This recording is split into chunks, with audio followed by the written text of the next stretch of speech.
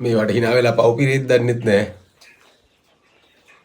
නැති තොගසාසිල්ලට ආවේ අනුර කුමාර දිසානායක ජනාධිපතිවරයා ඉන්න කාලේ. මීට කලින් අපි කවදාකවත් අහලා නැහැ නේ අයිස් තොගසාසිල්ලට ආවේ කියලා. අහලා තියෙනවද? කන්ටේනර් ගණන් ඇවිල්ලා හා මිනිහා වගේ දවසක දවසේ අඹර තමර නාමර දබර අමිලහිමි අනුර කුමාර ආව නැත්තම් එහෙම බුද්ධ පූජාවටත් තියන්න වෙන්නේ අයිස් කාලක් තමයි හමුදුරනේ. වාටත් ඉතින් දවල් දාන්න ලයිටර් එකකුයි තමයි.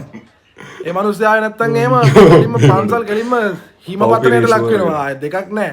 අනිත් එක හමුදුරන්ටත් තියනවා නේද මේ ගෑස් එකේ වැඩ කරන දවස්වල සල්ලි වගේ කට් ඕවා කියන්නේ නැහැ. ඒක පාට අයිස් මතක් වුණේ.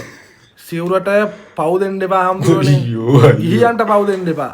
ඔයාලා සිවුරු ඇඳගෙන. අයියෝ කොහොමද මේක බෞද්ධ රටක් කියලා කියන්නේ මේ අපේ ස්වාමීන් වහන්සේලා අපි මේගොල්ලෝ ෆලෝ කරන්නේ කියලා කොහොමද කියන්නේ අපි අනිත් අන්‍යාගමිකයින්ට.